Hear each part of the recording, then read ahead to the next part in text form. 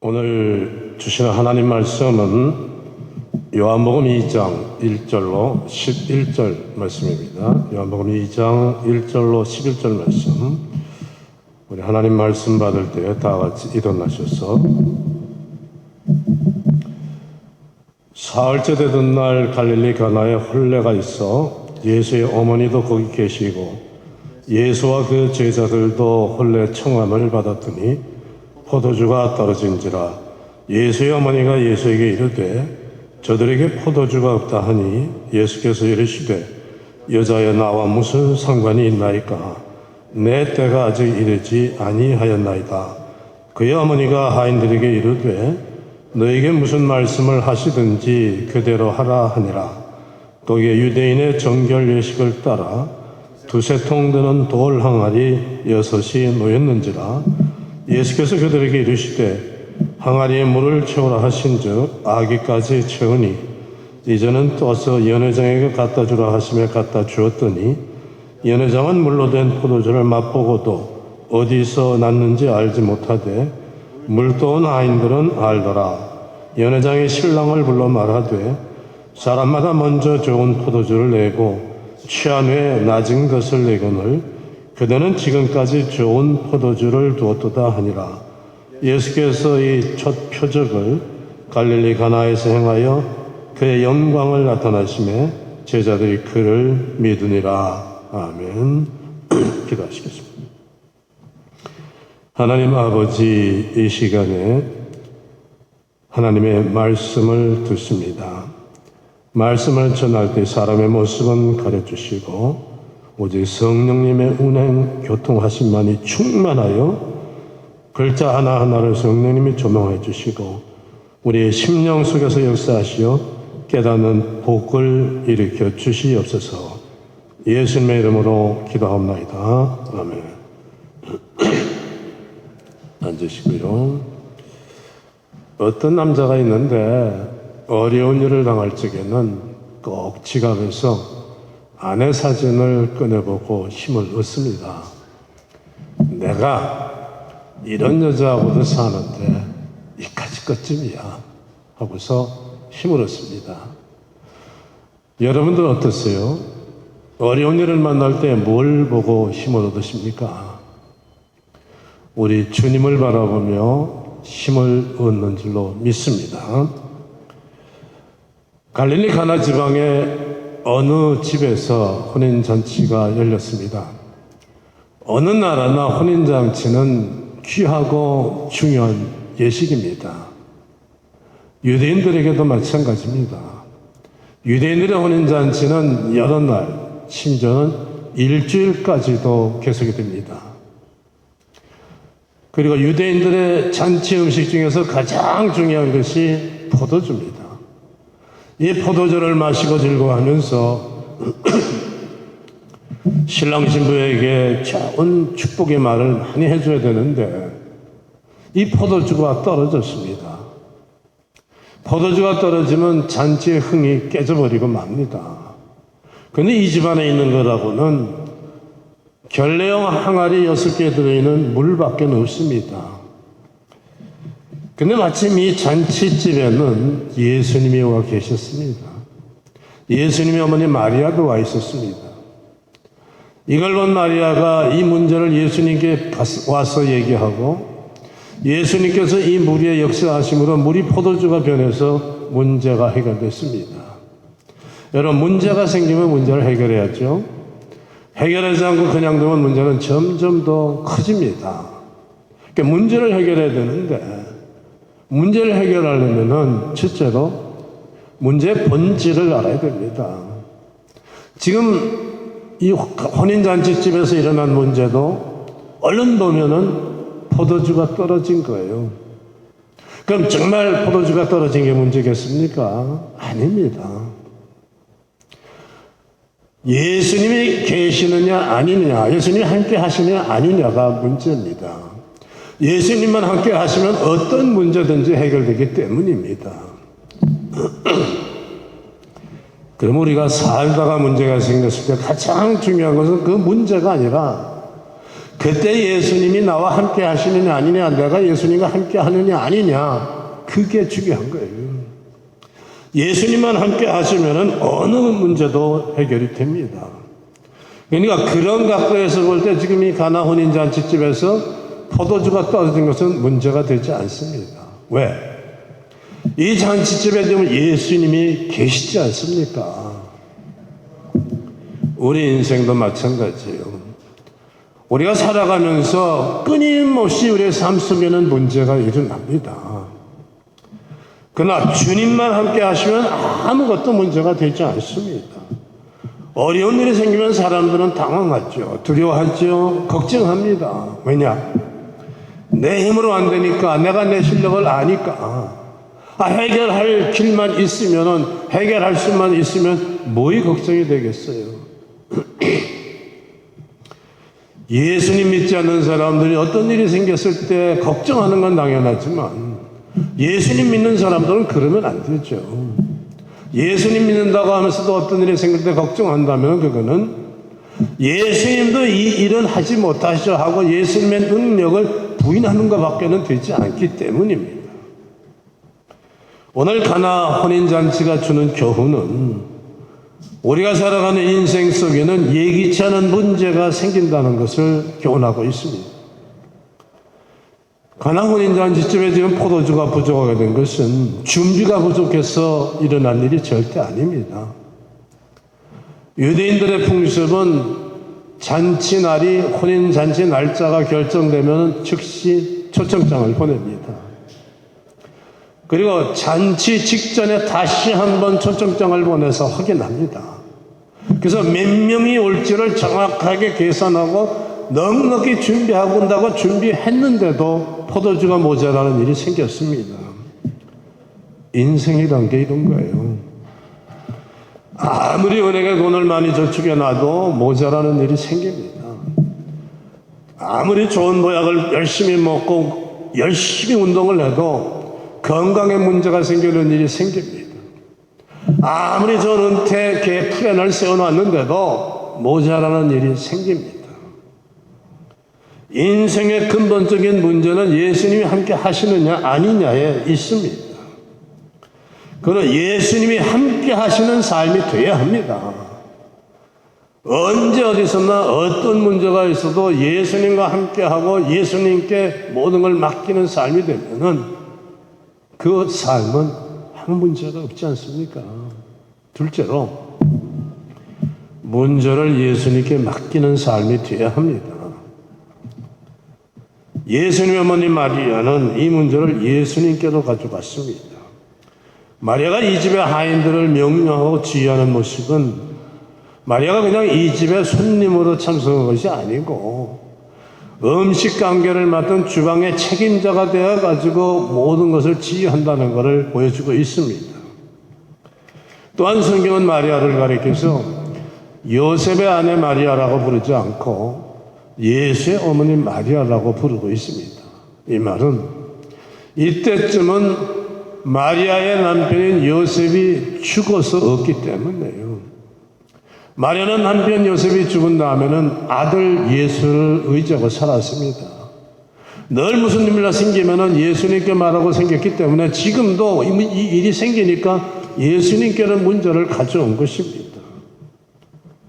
그리고 문제는 해결됐습니다. 이것이 우리 삶이 되어야 됩니다. 돈이 아니라 아버지나 어머니나 형제나 사람이 아니라 예수님만 믿고 살다가 무슨 일만 생기면 예수님께 맡기는 삶이 되어야 합니다.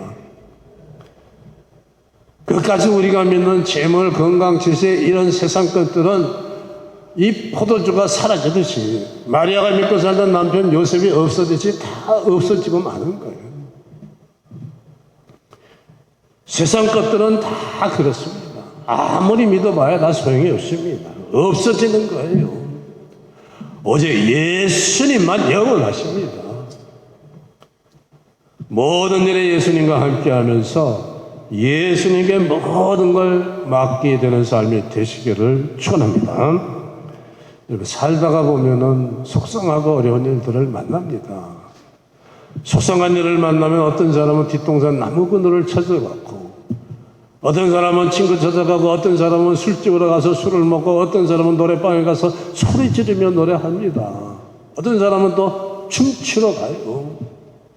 친구 만나서 떠들 때는 떠드는 맛을, 술 마실 때는 술 기운에, 소리 지르고 노래 부를 때는 소리 지르는 맛을, 춤출 때는 흔드는 맛에 잠시는 마음이 풀리는 것 같지만은 그 다음에 어떻게 됩니까?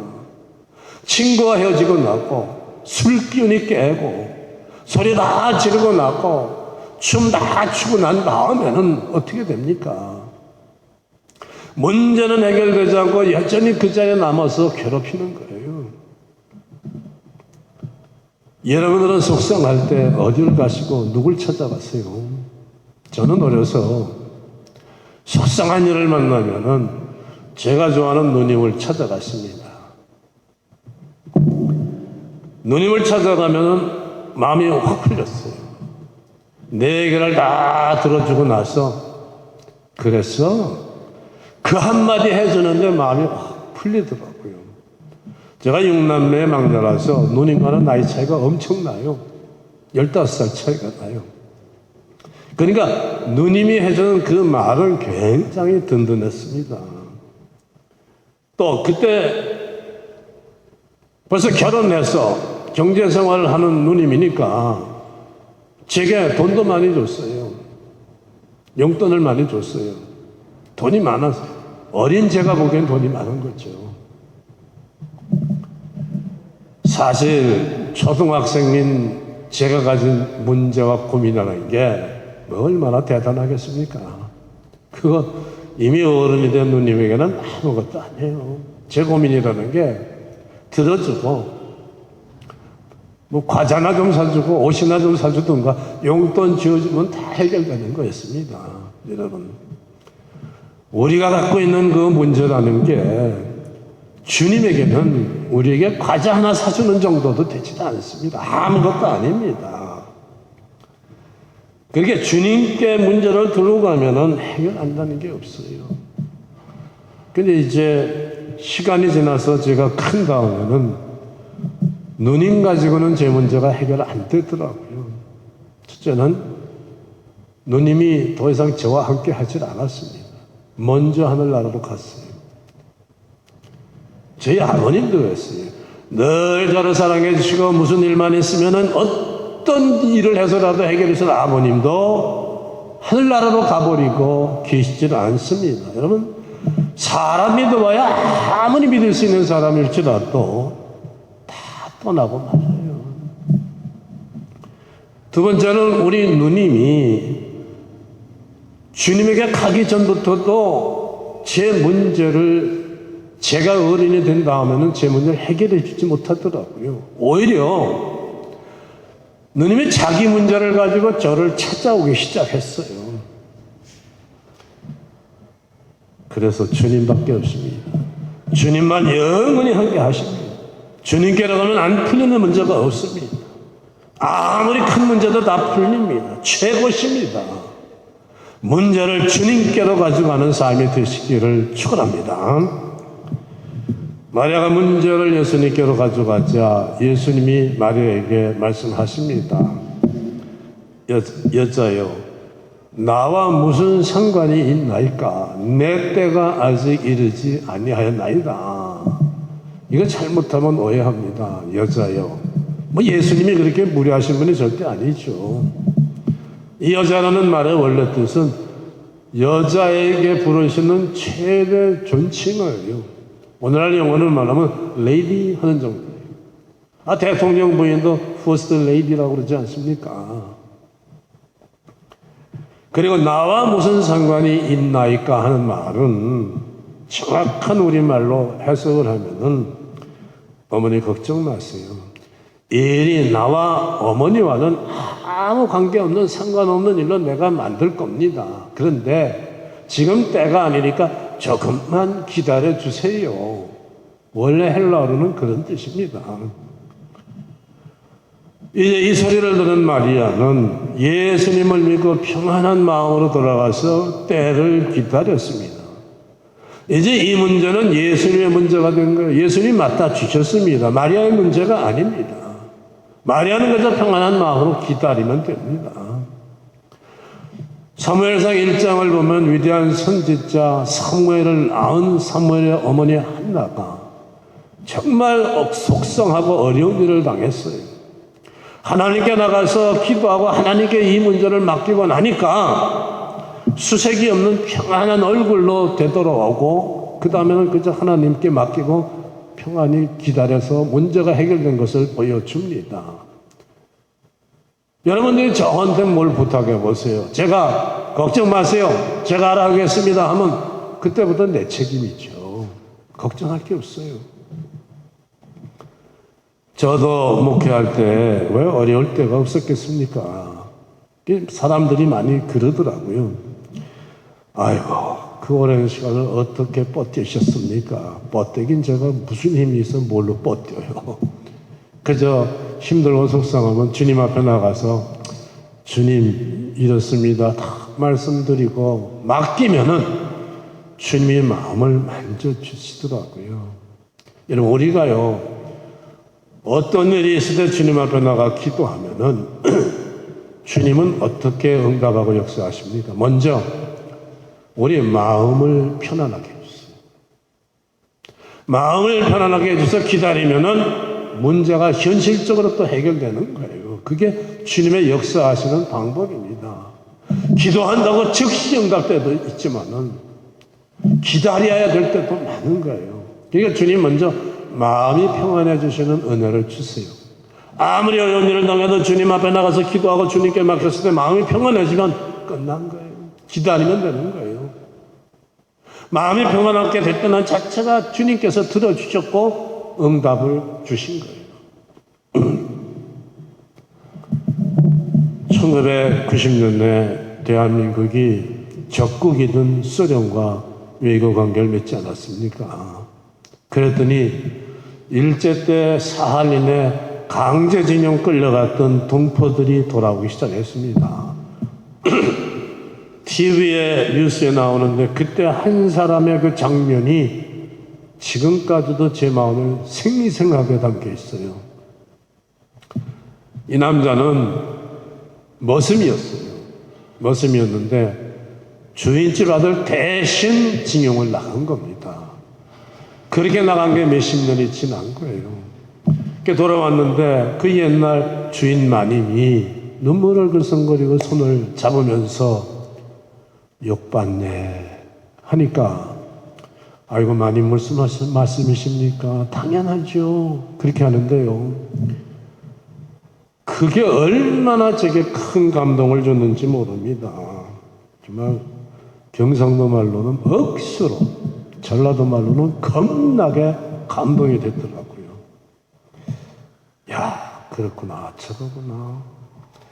이 세상에서 아무리 어려운 일을 당해도 믿음을 끝까지 지키고 주님께 충성하며 달려가면은 그날 주님을 만나는 그날에 주님께서 손을 잡아주시면서 말씀하시겠지. 수고했다, 수고했다, 잘했다.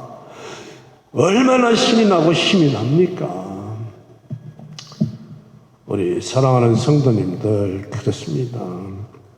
이 세상에 사는 동안도 우리 문제를 해결해 주시고 힘을 주시지만 그날 주님 만나는 그날에 주님은 우리의 모든 충성과 수고를 아시는 주님은 우리 손을 잡아주시고 안아주시며 웃으며 그렇게 말씀해 주시는 거예요. 잘했다, 수고했다.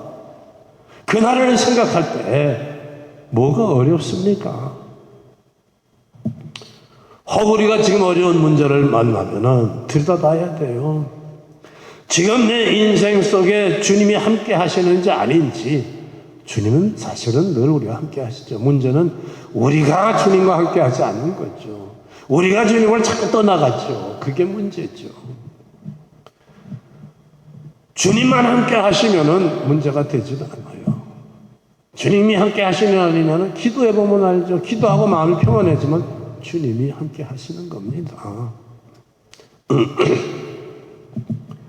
우리 사랑하는 성도님들, 우리의 문제를 가지고 찾아갈 곳은 주님밖에 없어요. 근데 어떻습니까? 안타깝죠? 교회를 열심히 다닌다고 하다가 어려운 일이 생기면 그만 교회를 떠나가요. 그때야말로 더 열심히 나가고 주님을 찾아야 될 텐데 근데 그 반대로 떠나가고 맙니다. 여러분, 예수님께 문제를 들고 가면 이상하게 마음이 평안해집니다. 예수님께 문제를 들고 가면 이상하게 문제가 풀립니다. 그래서 주님밖에 없습니다. 주님이 좋습니다. 주님이 감사한 거예요. 무슨 일이 있어도 끝까지 주님을 믿고 주님께 맡기고 기다리는 믿음과 삶이 되어야 됩니다. 끝으로 주님께 문제를 맡기자 어떻게 됩니까? 문제로 인해서 결과가 더 좋아졌습니다. 예수님이 문제를 맞으면 문제는 가뿐히 해결됐죠. 물이 변해서 포도주가 됐습니다. 예수님이 물로 만드신 포도주를 연회장에게 주면서, 연회장이라는 것은 잔치 때, 파티 때 모든 파티의 업무를 계획하고 지휘하고 또 MC, 사회를 보는 사람을 말합니다. 연회장에게 포도주를 주었어요. 그런데 연회장이 이걸 맛을 보고 뭐라고 합니다. 기한이 있다. 내가 수많은 혼인잔치집을 다녔지만은 이런 처음이다. 모두 처음에는 좋은 포도주를 내놓지만은 나중에 사람들이 취해서 맛이 구별이 안 갈 때는 썩은 술, 맛없는 술을 내놓는데 이 잔치집은 시간이 갈수록 더 맛있는 포도주를 내놓는구나. 그렇게 말하죠.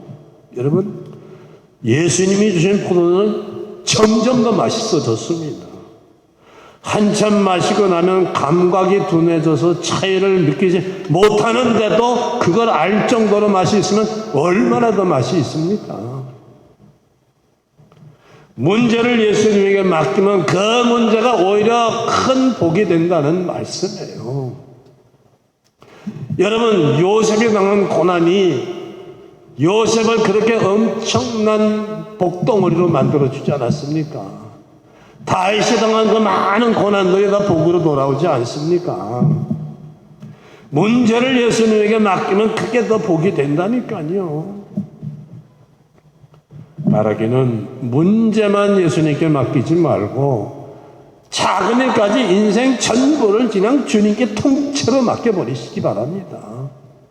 문제를 맡기면 문제만 해결되지만 모든 일을 다 맡기면 내 인생 전체가 잘 굴러가는 겁니다. 오늘 8절 말씀을 보니까 예수님께서 말씀하죠. 이제는 떠서 연회장에게 갖다 주라. 이 말씀은 예수님이 주시는 복은 세상이 주는 것과 다르다는 것을 말합니다. 그리고 예수님이 주신 은혜와 복은 끊이지 않고 계속된다는 뜻입니다. 이때 떠서 하는 원래 헬라 말의 뜻은요, 제한된 크기를 가진 통이나 항아리에서 뜨는 단어가 아니에요. 샘에서 뜰 때 쓰는 단어를 썼습니다. 다시 말해서 포도주를 뜨기는 항아리에서 뜨지만 포도주가 샘에서 샘 솟듯이 그치지 않고 솟아날 테니까 샘에서 물 길어오듯이 가져와라, 그 말이죠. 무제한으로 길어내는 샘과 같은 거예요. 먼저처럼 부족하게 떨어지지 않으니까 안심하라는 말씀입니다. 예수님과 함께 예수님이 은혜로 사는 사람들의 삶은 이렇게 날마다 끊이지 않고 채워지는 새로운 기쁨으로 풍성해집니다. 어쩌다가가 아니고 세상이 주는 기쁨은요, 어쩌다가 맛보죠. 그런데 주님이 주신 은혜와 기쁨은 어쩌다가 아니고 늘 샘솟듯 하는 기쁨을 주시는 거예요. 문제는 우리가 자꾸 예수님을 떠나는 빈틈이 생기니까 생기는 거죠. 주님께서 주시는 은혜와 복이 이런 거예요. 그치지 않고 샘솟던 모든 것을 다 예수님께 맡기는 삶이 되어야 합니다. 그러면 포도주를 뜨기는 항아리에서 뜨지만은 그 항아리에서 일어난 역사는 샘에서 일어난 역사처럼 끊이지 않고 채워지듯이 우리의 삶이 주님이 주시는 은혜와 평안이 끊이지 않는 삶이 되는 거예요. 항아리가 2개가 있느냐 6개가 있느냐가 문제가 아닙니다. 크냐 적으냐가 문제가 아닙니다. 많이 가지고 있느냐 아니냐가 문제가 아닙니다. 내가 예수님과 함께 하느냐 아니냐가 문제입니다. 물이 포도주로 변했다. 물의 모양이 변했다는 말이죠. 맛이 변했다는 말이죠. 이름이 변했다는 말이죠. 물에서 포도주로 용도가 달라졌다는 말이에요. 세상에서 살던 사람이 주님과 함께 사는 그리스도인이 되면은, 주님의 사람이 되면은, 그리고 주님께 그 인생을 맡기면 그 인생은 달라지기 시작합니다. 인생의 모양이 은혜롭게 달라져요. 인생 사는 맛이 달라져요. 그 이름이 그리스도인으로 변합니다. 그 삶의 용도가 하나님의 사랑과 하나님의 일꾼으로 바뀌는 겁니다. 여러분, 빈 포도주 통이 알고 보니까 축복의 기회였습니다. 포도주가 끊이지 않고 넉넉하게 끝까지 나왔다면은 잔치집에 있던 사람들이 예수님을 만나고 알게 되는 축복을 누리지 못했습니다. 물이 포도주로 변하는 엄청난 사건을 체험하지도 못했습니다. 우리가 살다가 당하는 어려운 일이라는 게 이 빈 포도주통과 같은 겁니다. 주님만 함께 해주는 삶이 되면 빈 포도주통이 더 맛있는 포도주로 채워졌지, 문제는 더 큰 복으로 변합니다. 여러분, 우리가 언제 주님을 만나게 되고 주님을 처음하게 되고 얼마나 놀라우신 사람이고 주님의 은혜가 얼마나 엄청난 큰 기쁨인가 언제 알게 돼요? 어려운 일 당했을 때 알게 되는 거예요. 진정한 친구는 누군가? 어려운 일 당했을 때 아는 거예요. 아버님과 어머님의 사랑이 얼마나 위대한가도 어려운 일 당했을 때 아는 거예요. 어려운 일 당할 때가 축복의 기회고 은혜의 기회고 내 믿음이 껑충 뛸 축복의 기회입니다. 이렇게 되는 믿음이 되기 위해서 우리가 해야 될 중요한 일을 오늘 말씀은 보여줍니다. 그건 뭐죠? 우리 인생 속에 예수님이 함께 하시도록 예수님을 내 인생 속으로 초청하는 일과 항아리에 물을 채우는 일이에요. 이 혼인잔치집 예수님을 청해서 예수님이 거기 계시지 않습니까? 청하지 않았으면 어떻게 됐어요? 이런 일 안 일어나죠. 날마다의 내 삶 속으로 예수님을 청해야 돼요. 여러분, 기도 열심히 하는 분들도요, 사실 눈 뜨자마자 기도하는 사람은 별로 없어요. 여러분, 눈 뜨자마자 기도해요. 저는 침대에 나오기 전에 눈 뜨자마자 누운 채로 기도해요. 주님 감사합니다. 오늘도 하루를 주시고 건강 주시고 오늘 시작된 이 하루를 주님께 맡깁니다. 여러분, 맡기는 것과 아닌 것은 엄청 차이 나죠. 우리 집사님이 저한테 뭘 부탁 안 했으면 무슨 일 생겨도 내 책임은 없어요. 근데 부탁을 하고 내가 부탁을 들어줬으면 책임이 있죠. 눈 뜨자마자 오늘 하루를 주님께 부탁하고 시작하는 것과 부탁드리지 않은 것과 그 차이가 그렇게 엄청난 거예요. 눈 뜨자마자 하루를 주님께 부탁하고 맡기면은 주님이 책임지고 인도하실 수밖에 없어요. 그러나 우리가 부탁하지 않으면은 주님이 뭘 어떻게 해주실 수가 없는 거죠. 이 잔치집에 수많은 사람들이 왔습니다. 시끌벅적합니다. 겉으로 보면 성대한 잔치예요. 여러분, 잔치집에 사람들이 많이 오면 성대한 잔치라고 하죠. 그러나 여기에 중요한 거는 그 많은 사람들이 아닙니다. 주님이 계시다는 거예요.